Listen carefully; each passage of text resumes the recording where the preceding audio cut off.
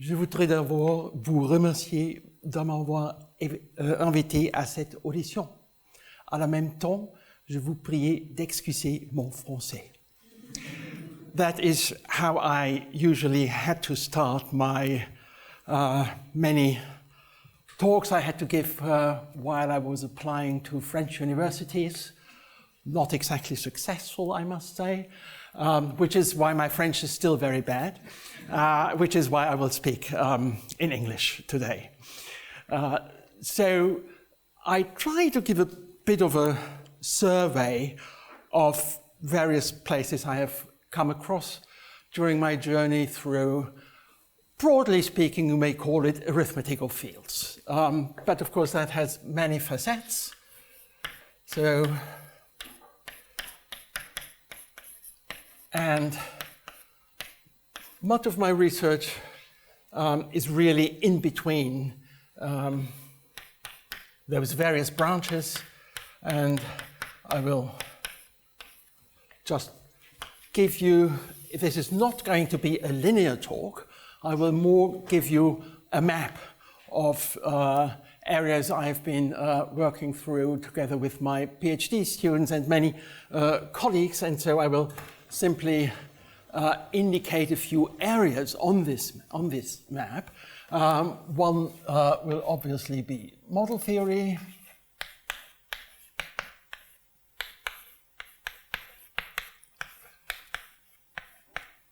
Another will be, similarly, obviously, valuation theory.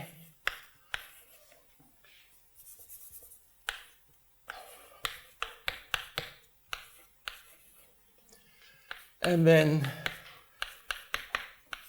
we have two maybe more classical fields, one being number theory. Maybe I put that down here.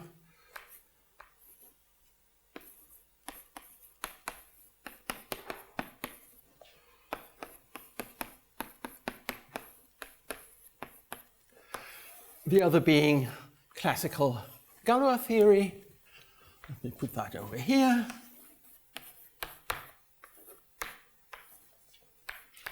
And finally, there are also elements of geometry, though maybe in a rather narrow sense. Maybe I should have this somewhere here.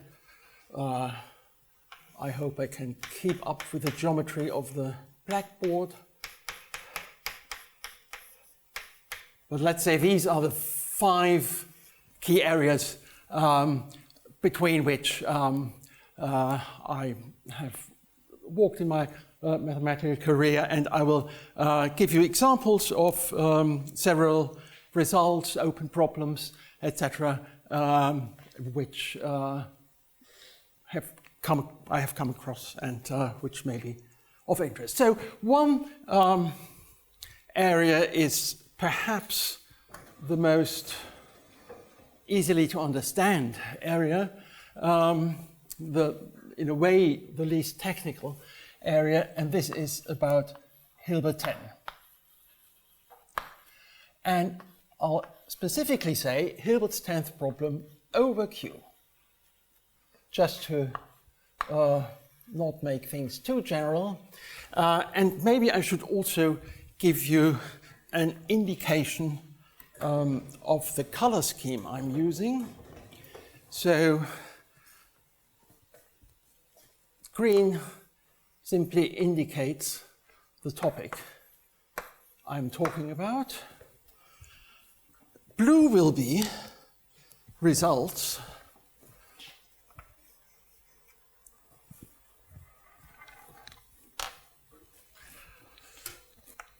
Results not just by myself, but very often in conjunction with my PhD students, of which I'm glad to see 5 here today. Well, 4 actually. I think Kostas is coming tomorrow.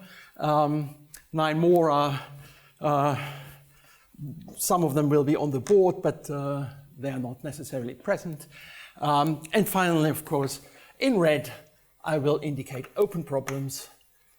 Some of them biggish, some of them a bit more petite, but let me start with what happened around Hilbert's 10th problem over Q.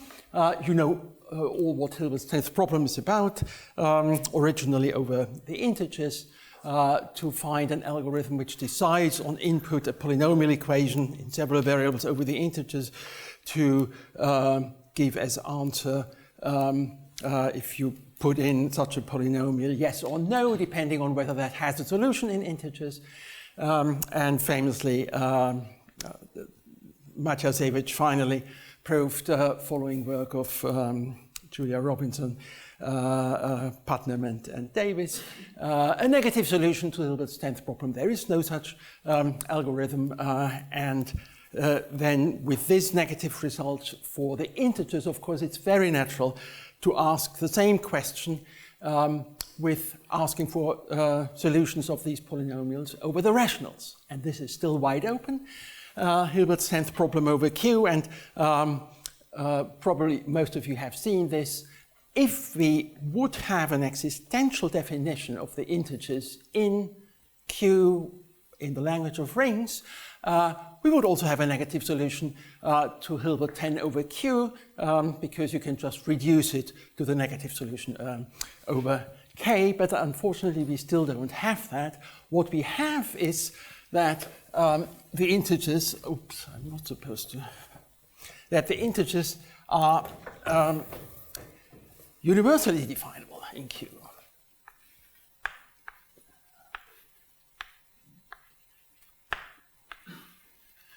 And as I said, the big open question is, are they also existentially definable?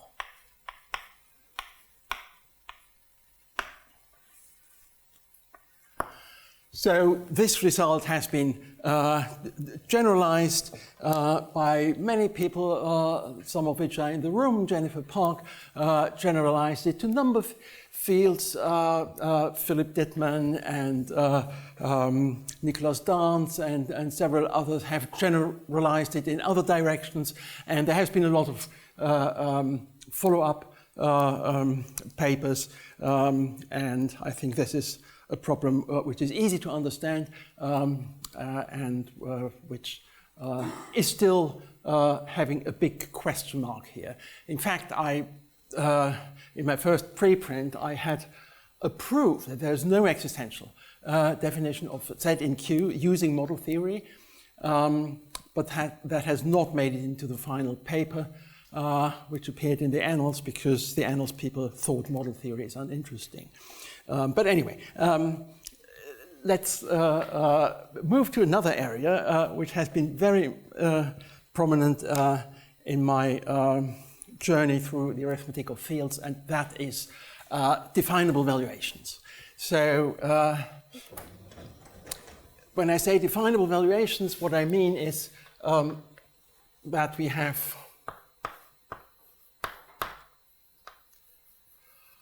a first order definition for the valuation ring of a valuation, again in the language of rings. And that question was first answered in the positive for several special kinds of valuations. The first one is p-Henselian valuations. And for p-Henselian valuations, we are looking not at all the p-Henselian valuations, but just the canonical p-Henselian valuation. So here we have a first order definition, and I should tell you, for those who are less familiar with this, what p-Henselian means. A valuation is p-Henselian if it extends uniquely to the maximal pro-p Galois extension, which I denote by k of p. or equivalently if it extends uniquely to every Galois extension of degree p. That is easier to check. This is the notion of p-Henselianity, and like with Henselian valuations, for p-Henselian valuations, you have that if you fix a field K and you look at the set of all the p-Henselian valuations, then they form a kind of tree. Some of them are linearly ordered by inclusion, so the valuation rings are linearly ordered by inclusions, and then it starts off branching, and there's a canonical point. This is the point where it starts off branching. I'm not going into details here. Many of you have seen this, maybe for the Henselian setting rather than for the p-Henselian setting, but it's all the same story. So there is a canonical p-Henselian valuation, and that is first order definable without parameters in the language of rings. Another example where we have a positive result, if you are looking at Henselian rank 1 valuations with non-divisible value group. So if you have a Henselian of Archimedean rank 1 valuation with non-divisible value group. So if I have a field K and a valuation V, I use the now standard terminology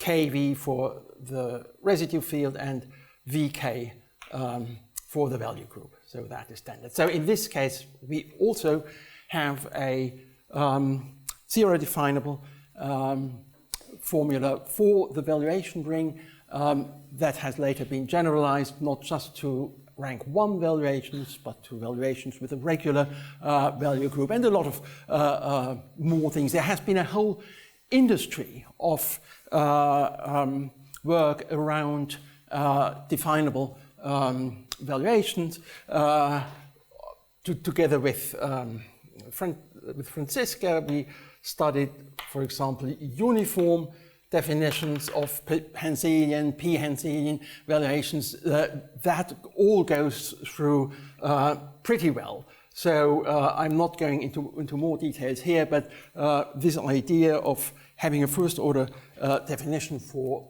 Henselian valuation rings, p-Henselian valuation rings comes up in many other areas I will be talking about.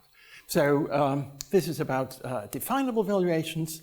And now let me move on to the next topic, which will be on the side between Galois theory and valuation theory, and that will be what one may call a Galois code for Henselianity.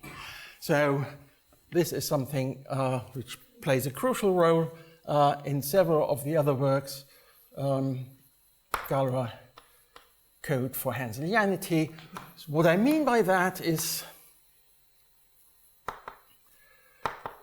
if you fix a field K,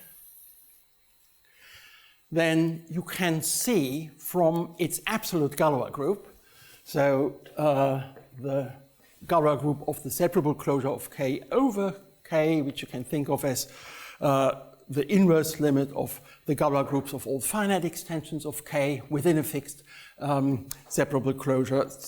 This is sort of the universal Galois group, and that universal Galois group sees a lot of the arithmetic of a field in many cases. And one of the key inputs here is that it sees Henselianity. So in the following sense, a field K admits a Henselian valuation, and now comes a technical term, tamely branching at a prime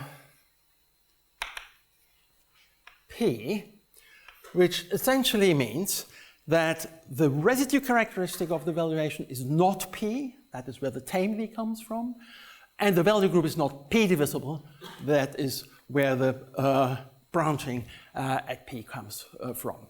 that's good enough for the general philosophy. There are some technicalities and exceptions, but I will not go into those. And this property of a field K to admit a Henselian valuation with this extra condition here is encoded in the absolute Galois group, namely this happens if and only if the absolute Galois group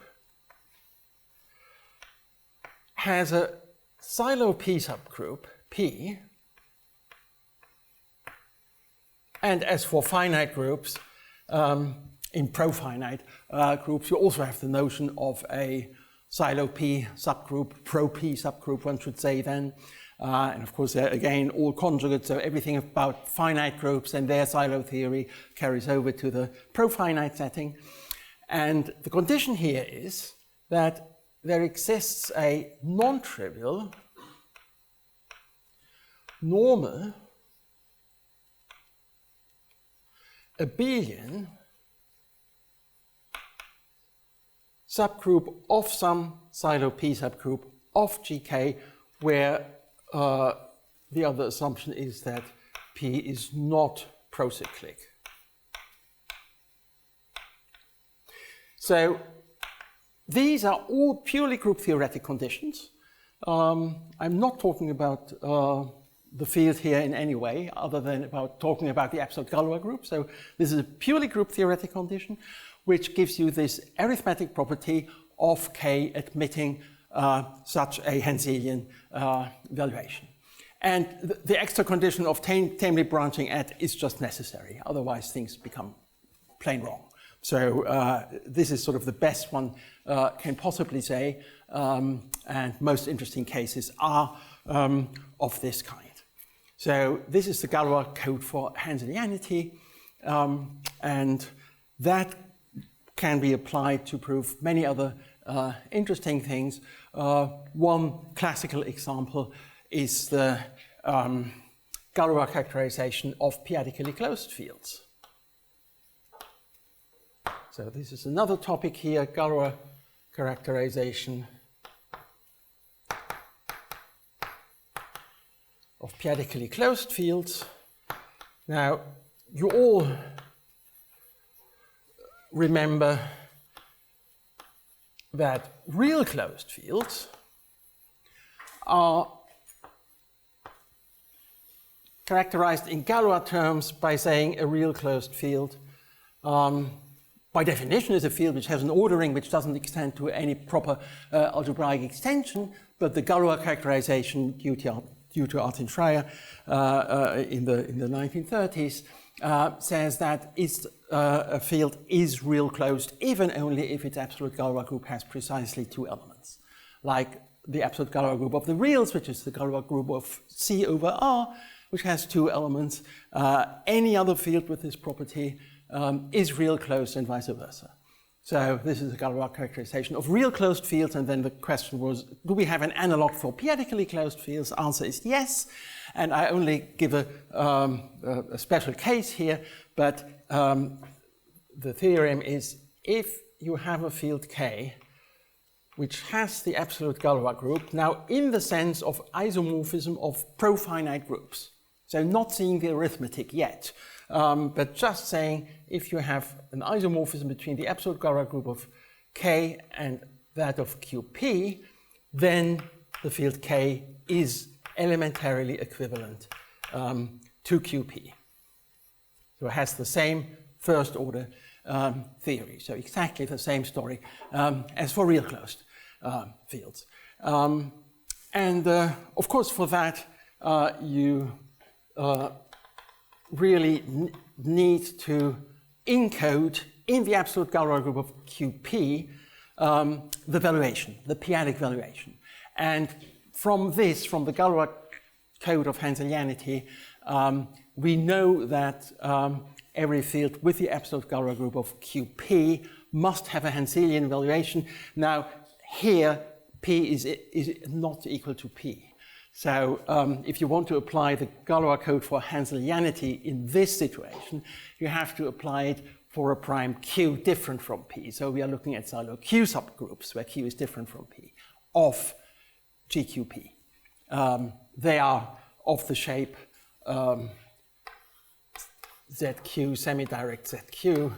So we have precisely, so the silo Q subgroups are of this shape, so they satisfy precisely the condition here. So we know every field with the absolute Galois group of QP does have a Henselian valuation tamely branching at Q for all Q different from P, and then of course you have to put things together. It's a bit more complicated than that, but this is the result. And of course there were earlier versions of this result for number fields. This was proved by Neukirch, and then Florian Popp had slight generalizations of that, but the full theorem really needed that you see the valuation in the Galois group. So this is a very crucial input. This is not how historically it happened. This one was proved before the general theorem here was done, but now that we have it, this is the correct picture. You should have things in order for this. So if someone is interested, so the original proof used a lot of Galois cohomology and rather advanced technology, and this can in fact mostly be avoided, and together with Leo Gittin and my other PhD student Benedict Stock, we have written a simpler elementary proof for this. It's only 80 pages long, but it contains everything. So there's a lot of extras. So this has been worked on as well, and well, it also holds for some finite extensions of QP. I will not go into details here. So once we have that, the Galois characterization of p-adically closed fields and of real closed fields, of course the question came up, are there any other fields with this property? And this is the next topic I would like to address. This is about fields elementarily characterized by the absolute Galois group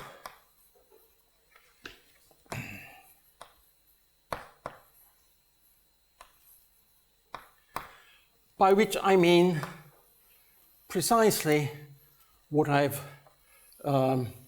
written in the line above, that when you have any other field with isomorphic absolute Galois group, it's elementarily equivalent and vice versa. So this is the more general property of fields being elementarily characterized by GK.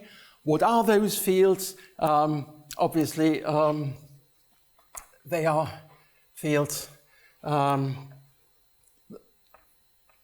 for example, real closed fields, so if K is elementarily equivalent to the reals, or the second case, just from the previous result, would be that K is elementarily equivalent to QP, and there are a few finite extensions I'm not mentioning here, but for the philosophy this is good enough a picture. Or, and now comes a bit of a surprise, there is another field which is elementarily characterized by its absolute Galois group, and that is the field of formal Laurent series with coefficients in QP and with exponents in a almost divisible group, namely, so K is elementarily equivalent to the field QP, but now I take the formal Laurent series over it with the ordered abelian group, subgroup of the rationals, which are integers localized at Q. So these are fractions of integers where the denominator is not divisible by Q. That, considered as a subgroup of the rationals, is of course still an ordered abelian group. It's divisible by any prime other than Q. And in this case, in fact, Q can be equal to P or different from P. It doesn't matter, but it's a prime. So this is a surprising third example where a field is elementarily characterized by its absolute Galois group. It's surprising because it's the first example where you don't have a field elementary equivalent to one of those which would be algebraic over Q.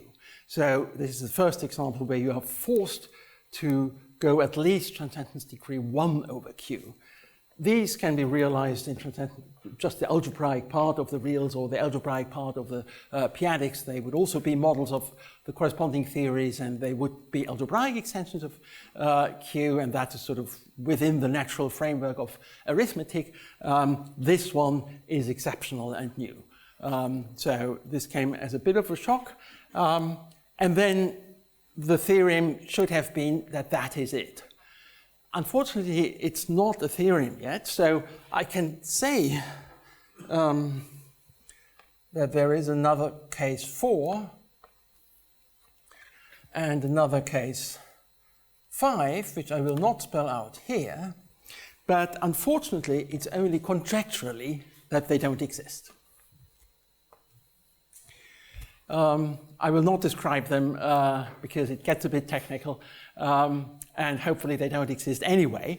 But for example, together with my PhD student Benedict Stock, we have been working on case 4 and made a lot of analyses. And to refute case 4, it would be nice to prove a conjecture like this, namely that if you have a field, say F, which does not allow any proper abelian extension. So if F is equal to the maximal abelian extension over itself, then the conjecture is that the absolute Galois group of F should be what is called projective in the category of profinite groups. You can just think of it as a profinite group which has the property that every epimorphism onto it splits. That's one easy way of defining projectivity. If this conjecture is true, then case 4 is killed. Case 5 is so awkward that it shouldn't exist anyway, but we have no proof. Anyway, that is the situation here. Let me continue with maybe 2-3 more things on this side, and then I will come to that side, and finally I will get down to geometry. There are also results in this direction.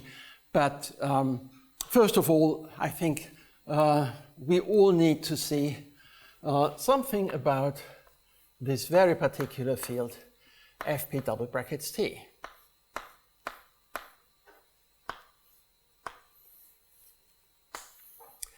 So, of course, this is wide open whether that's decidable or not, but some progress has been made, and some progress which started off together with Sylvie was to actually prove that the valuation ring is existentially zero definable.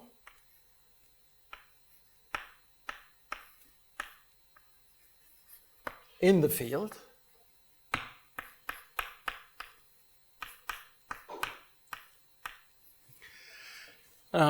This is together with Sylvie. And then, of course, the big open problem is whether the field Fp double brackets T is decidable, and we even have suggestions for axioms, namely axiomatized by, and then come a bunch of obvious axioms. Of course, it should be Henselian valued residue field, Fp value group, a Z group, etc. But then a lot of other properties have been looked at, and I think the most beautiful property in the running at the moment is that of extremality, which was introduced by, in this context, by Franz Victor and Sylvie, and they have together come up with. So let me just write down plus extremality, and we, of course, we do not know this yet, but there is hope, and of course you all know that this question about the decidability of fp double brackets t has a very interesting positive answer if you look just to the existential definability. Then famously that has been proved by Arno and Sylvie that the existential theory of fp double brackets t is in fact decidable. And that is perhaps the biggest success we have in. Okay, fp double brackets t, of course, loads of question marks here. Let me give two more specific fields here. One is the field Q solvable, the maximal solvable extension. So you are looking at the compositum of all finite Galois extensions of Q with a solvable Galois group. That is an interesting field, and the result is that this field, the theory of this field, is decidable modulo two conjectures. So this is decidable modulo Schaffaraeus's conjecture on the absolute Galois group of the maximal abelian extension of Q, namely saying that this should be a free group with countably many generators. I'm writing this in blue because everyone believes in it anyway. But another conjecture, which is more of a conjecture, and that is, some people put it as a question, I put it as a conjecture here, namely that this field, Q solvable, is what one calls PAC, a pseudo-algebraically closed field, which means that every variety defined over it has rational points. Or it's enough to say that for curves, every smooth projective curve over that field, even over defined over the rationals, has a solution in Q solvable.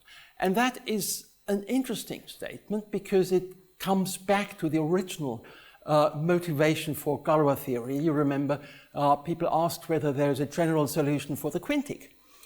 So formulas like you have for the quadratic, polynomials for ternary and degree 4 polynomials, which give you closed formulas for solving a general degree 2, 3, 4 polynomial equations by radicals, iteratively taking roots. And the question was, does that always happen? And of course, famous answer is no, degree 5 onwards, it doesn't happen.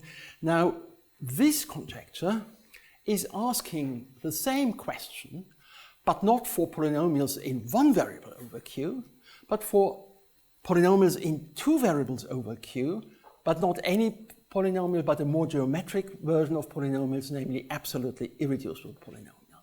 So this conjecture is true if and only if it is true that every absolutely irreducible polynomial over Q can be solved by radicals. So very classical in a way. So that is why this is really an interesting and a natural question. But anyway, modulo this, I put it conjecture, Q solvable is in fact decidable, which is maybe a nice observation. There should be one more example of a special field to fit in here, but it doesn't. So what do? I make some more space here, and I squeeze in another important field for which we would like to know decidability in this, and this is QP abelian, which is the maximal abelian extension of the p-adix of QP. And the question is that still decidable? QP is, of course, decidable. We know all that from the work of Koenigsmann and Diashov. But is QP the maximal abelian extension? Is that still decidable? And there is a conjecture that it is decidable and it can be axiomatized. So, but this is unfortunately only conjecture, which says it's axiomatized by axioms 1 through 7, which I have put forward in my ICM talk, which are, some of them are the obvious axioms. You want a Henselian valuation of mixed characteristic, you want the residue field to be algebraically close and perfect, you want the value group to be p divisible but nothing else. You want the value of zeta p, the pth root of unity, minus 1 to be not divisible by any prime other than q, etc. So you say something about the Henselian valuation and the canonical p-Henselian valuation to coincide. That gets already a bit more technical. Anyway, I had and one of the axioms is also saying that if you look at the valuation ring mod p, then that should be close under Frobenius. So the Frobenius should be surjective on that, so that goes already in the direction of perfectoid fields. But it hasn't been proved that these are enough. Rather to the contrary, Leo Gittin has proved that it's not enough. So you need at least another axiom, which is too complicated to state now without preparation here, but that is big work in progress. So this is with Leo Gittin that we are working on this, and like up here, of course, we can at this point only hope that we have the full list, but this all needs to be verified. And so let me just say that there are lots of interconnections here. Of course, the definable valuation business plays a role for Hilbert 10, because for the definition of Z in Q, you need a uniform definition of all the p-adic valuations on Q, an existential uniformly form definition in order to arrive at this. So these are obviously not Henselian valuations, but still the definability of these valuations is crucial. Clearly, definable valuations is a key issue here. It's not an issue here because the field is PAC. There is no visible valuation around. I mean, there are theoretically, but they don't contribute to the arithmetic. And obviously, this also plays a role down here. Now, the Galois code for Henselianity, of course, goes in here. It also goes in there. And we will have many other examples where it plays a crucial role. But before I get to that, let me fill up the open space here. What happens between valuation theory and Galois theory? And one thing is that we have a more philosophically very open question, which is which profinite groups occur as absolute Galois groups. We know in the finite setting, it's easy, only the trivial group and the group with two elements, by another theorem of Artin Schreier. Those are the only finite groups which occur as absolute Galois groups. So that already tells you that being an absolute Galois group is a very restrictive property for a profinite group.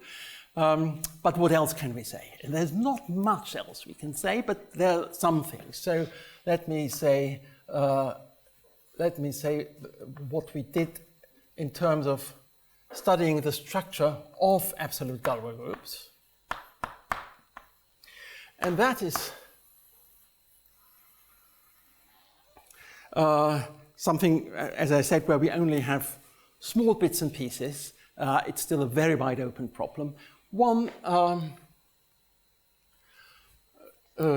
observation was that if it so happens that an absolute Galois group GK is solvable, now solvable in the strict sense, not pro-solvable. I mean solvable in the sense that there is a finite sequence of subnormal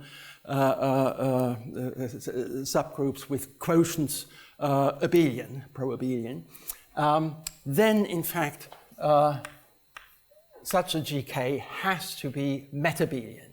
That means that you have only a two-step sequence here. So it has a normal subgroup, which is abelian, and the quotient is abelian. Why do I put that in between here and there? Because the proof very much uses the Galois code for Henselianity, and that if you have a solvable group which is, solvable absolute Galois group, which is not something like ZP, so which is not entirely trivial, then from the Galois code for Henselianity, we see such a field has to be Henselian, and then from that you use general value Galois theory of valued fields to come up with this result. And in fact, I have a complete classification of all the profinite groups that occur as solvable absolute Galois groups. This is a piece of information we have. Another piece of information we have is that it hardly ever happens that an absolute Galois group is the direct product of two subgroups. It hardly ever happens. There's a precise statement here, but that's the philosophy. Absolute Galois groups are not direct products. So the more precise statement is that if the absolute Galois group is a direct product of two groups, one of the factors has to be abelian, and there's something about the primes dividing the order of A and B, so they should be virtually co-prime, something in this style. So anyway, there are cases where an absolute Galois group is the direct product of two groups. I mean, Z hat cross Z hat does occur as absolute Galois group, say of C of double brackets T double bracket Z. Yes, it does happen, but hardly ever. So this is, there's a precise statement here, but I just give you the philosophy here. A question which is still wide open is what are the absolute Galois groups, not the absolute Galois groups, but the pro-P Galois groups, so the GK of P's here, even in the finitely generated setting. So this is what is called the elementary type conjecture.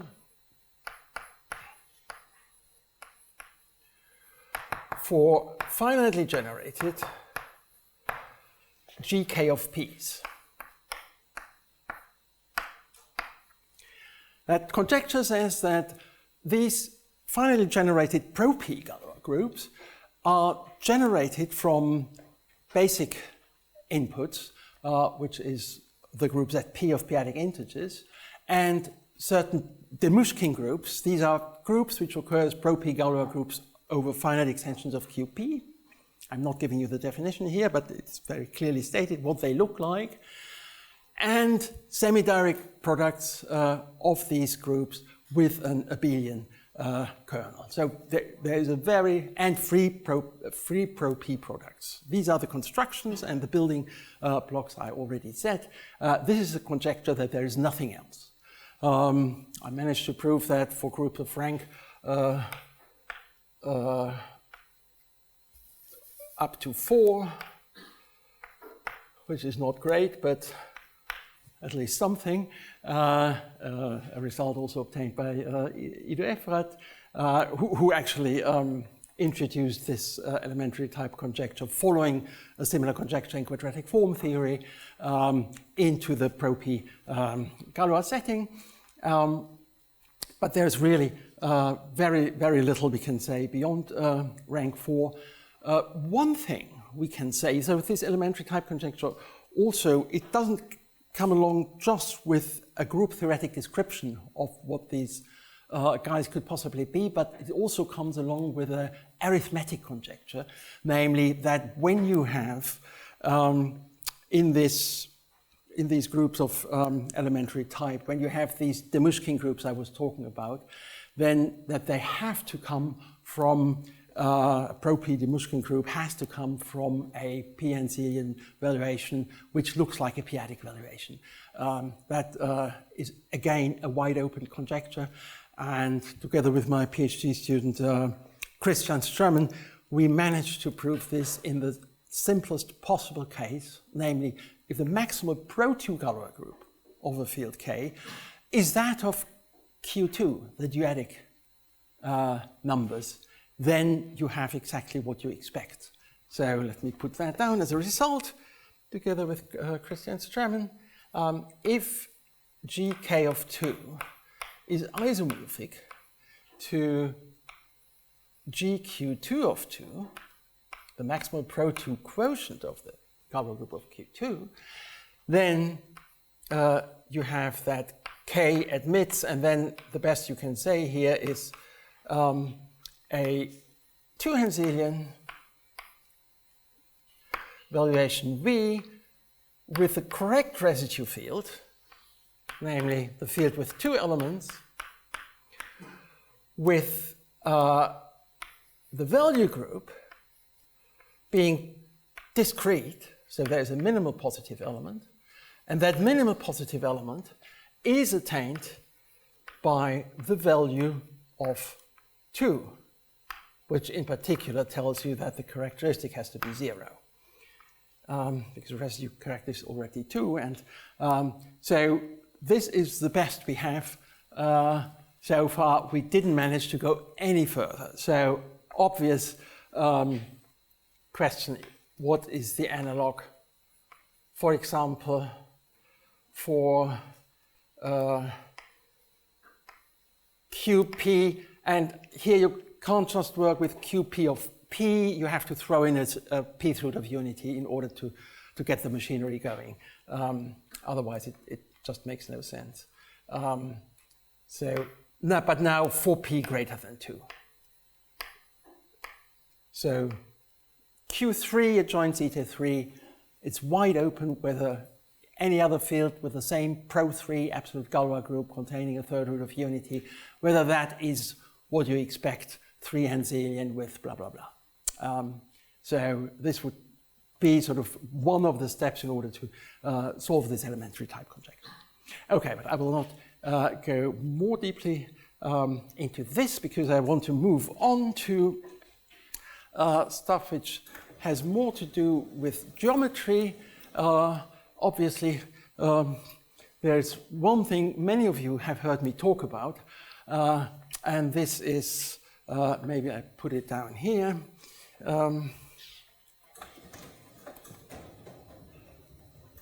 This is fields with the absolute Galois group of Q.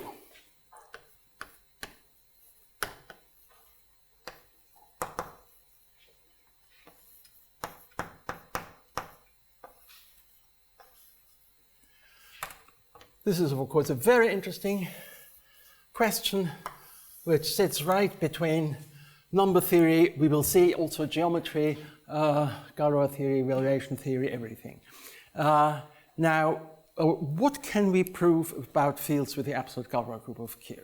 What is easy to see is that these fields have characteristic 0, and then something which follows from the Galois characterization of periodically closed fields tells you that there is a unique p-adic valuation, say Vp on Q, so that means residue field Fp, value group a Z group, and a unique ordering, so a unique ordering, that you also have that now, because we are in characteristic 0, that the restriction map from the absolute Galois group of K to the absolute Galois group of Q, that makes now sense as Q is a subfield, that this map is an isomorphism. So the abstract isomorphism here can actually be replaced by a natural isomorphism. So this is an isomorphism. And because we know that from a theorem of Ikeda that the absolute Galois group of Q only has inner automorphisms, that tells you that the isomorphism we have here is in fact almost unique. It is the restriction isomorphism up to an inner automorphism of GQ. So there's not much choice for this. So we know this, and we know that a field with the absolute Galois group, let me put it vaguely, satisfies all of algebraic number theory. Almost all of algebraic number theory. So you have Chebotarev's density theorem, you have Hasse-Minkowski local global principle, you have the theorem of Kronecker-Weber, you have quadratic reciprocity, so you name it. Almost everything you can think of in terms of algebraic number theory also holds for a field with that. So a lot is encoded in this absolute Galois group, but we do not know whether it's everything. Well, it is not everything because there are fields other than Q with the same absolute Galois group.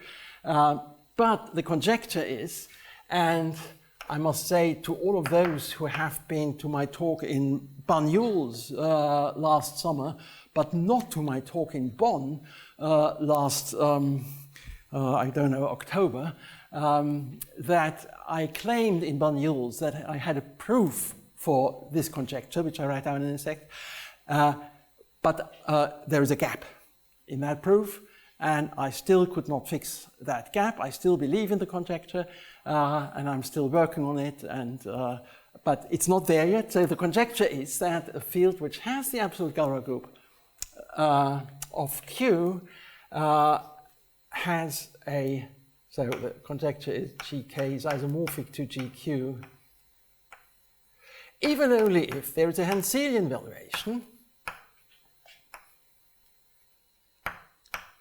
on K with residue field, no, with divisible value group, VK divisible, and value group with value group divisible and residue field precisely Q. And of course, I do allow the trivial valuation here because we want the field Q itself to satisfy this condition that the absolute Galois group is that of Q.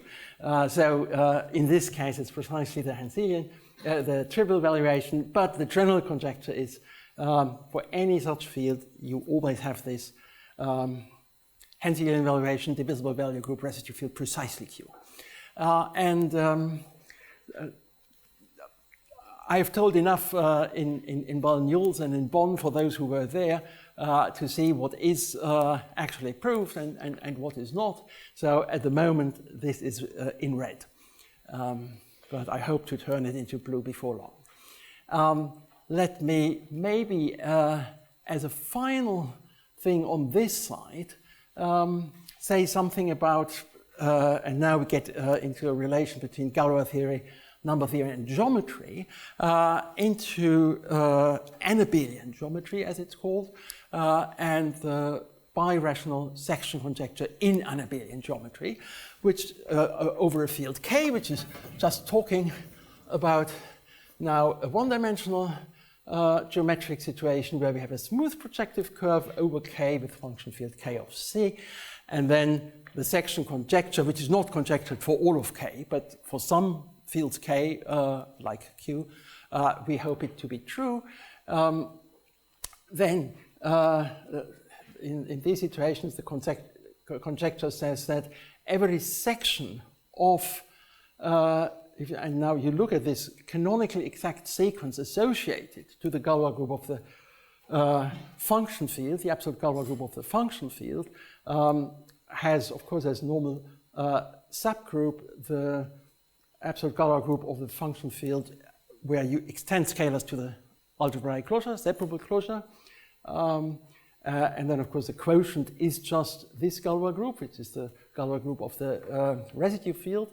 And the claim is that every section of this projection here comes from a K-rational point in a precise way. That means that the image of this section is contained in a decomposition subgroup with respect to a rational point. So this conjecture gives you a group theoretic recipe for detecting rational points on the curve. And that is why Grothendieck has introduced this Abelian geometry in order to find a group theoretic recipe for encoding rational points on curve over Q, or over number fields, finitely generated fields, but let's just think of Q here, because he thought that Falting's proof that curves over Q of genus greater 1, that they only have finitely many rational points, that should be proved via such a group theoretic recipe rather than by the machinery Faltings has set up in 1983. So that was the motivation for Grothendieck to come up with this unabelian geometry, section conjecture, unabelian geometry, etc. Now, what we can say in this direction is, so this is the final topic, let me just call it BSC for birational section conjecture.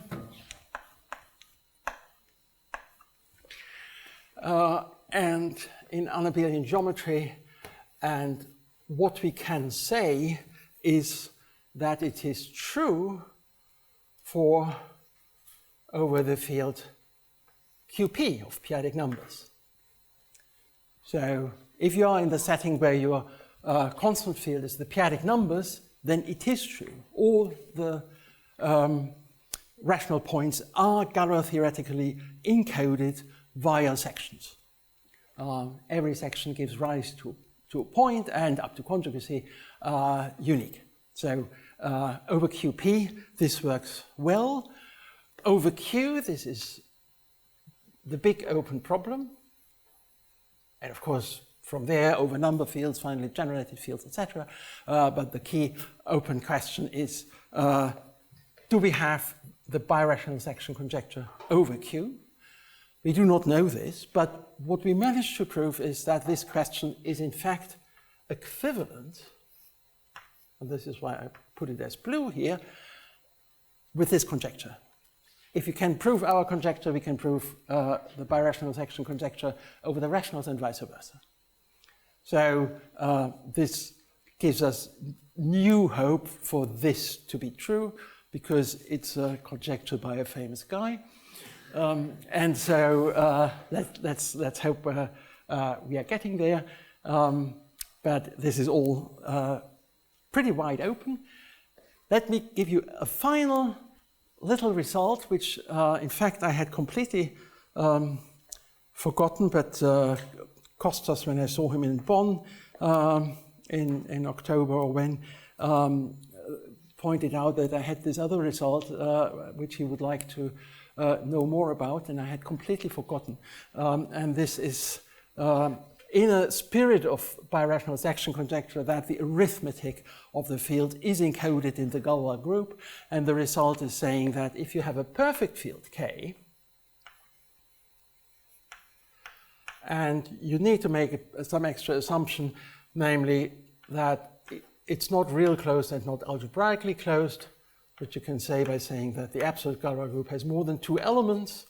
And you also have to avoid the case that the absolute Galois group is a pro-P group if the characteristic of the field is P. So you say GK is not a pro-P group if the characteristic is P. Then you have that K is up to isomorphism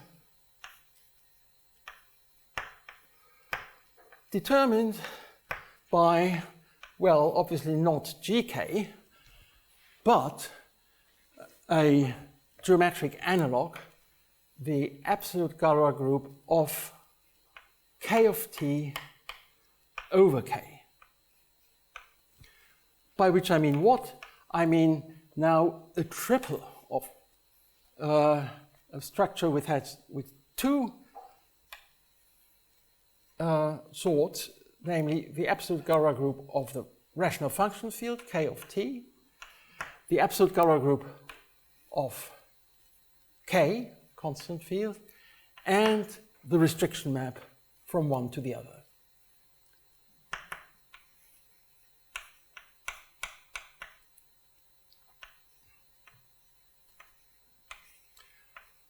So it's clear what in this structure isomorphism means.